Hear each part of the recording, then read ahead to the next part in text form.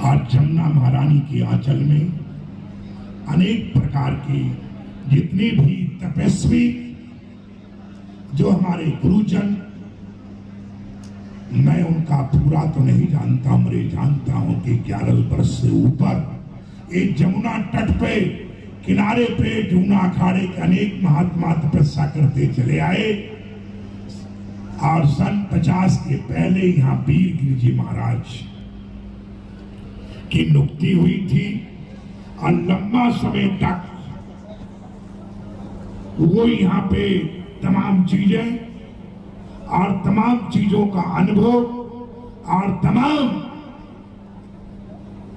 1960 में रिकॉर्ड में उनका नाम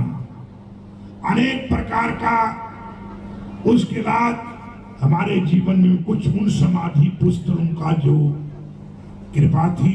और उन सभी के चरणों में मैं चाहे जो भी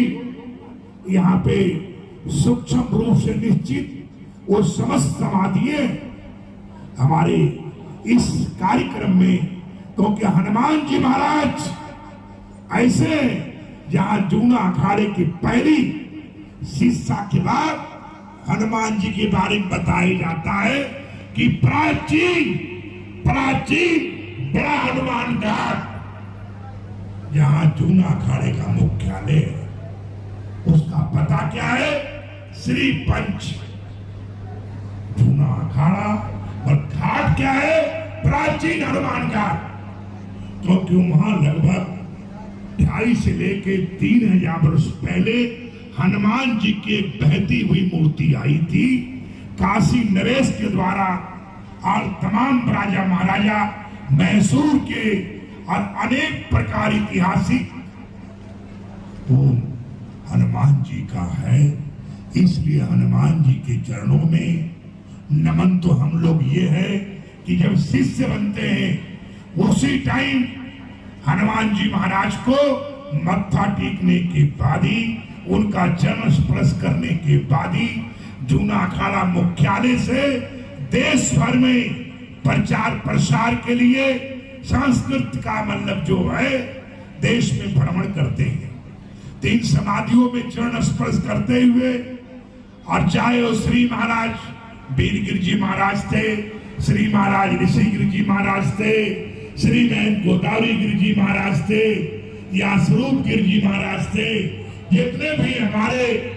ये सूक्ष्म रूप से विराजमान हमारे सिद्ध महासिद्ध हैं, उन सबके चरण स्पर्श करते हुए मंच पे उपस्थित समस्त सबका नाम लेंगे तो बहुत लंबा समय जाएगा। समस्त गुरु मूर्तियों को जहाँ पे बाना वही गुरु समाना, तो समस्त मंच पर उपस्थित गुरुजनों को चरणों में नमन करता हूँ, इनका चरण स्पर्श करता हूँ, मंच पर उपस्थित आशीर्वाद की कामना करता हूँ। उपस्थित मेरे सामने मंच में स्वयं नारायण के स्वरूप गुरुजन, संत महात्मा, भक्तगण जो भी आया है वो सब हनुमान जी के थे, क्योंकि बिना हनुमान जी के कृपा से आप कार्यक्रम में आ ही नहीं सकते थे, कल्पना ही नहीं किया सकता है। क्योंकि वो स्वयं, मैं अपने ऊपर ही गलानी करता हूं कि नाना करते हुए अरे जमुना कालिंदी माई की कृपा और वीर गिरि जी महाराज की कृपा और उन तपस्वियों की कृपा, वो उनके आशीर्वाद से हमें न चाहते क्यों हमारा अनेक प्रकार का कार्यक्रम था। कहा? गोदावरी नदी पे हमारा जिस दिन मैं संगम पर स्नान किया उसी दिन मैंने अमृत भाई के साथ 3 नदियों के लिए प्रार्थना किया था, जिसमें एक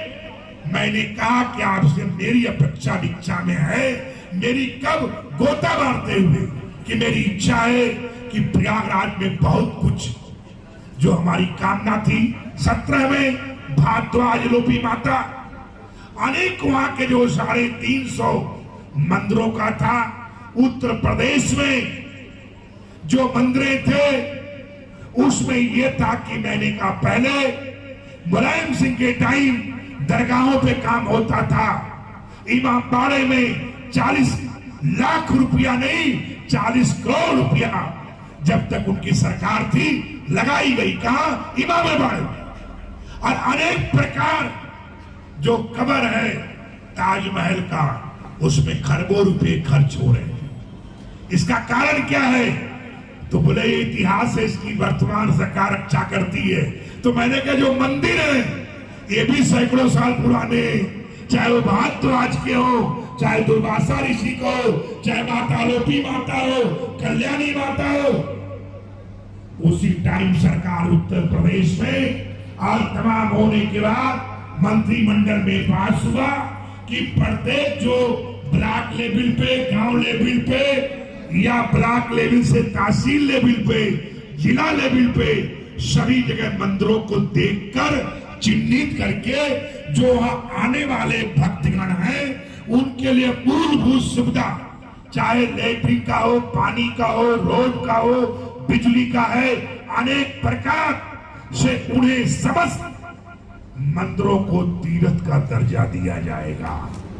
उसी कार्यक्रम में मैं अब की बार जब मेरी अमित भाई का दूत आया कि मैं जूना अखाड़े भोजन करेंगे प्रयाग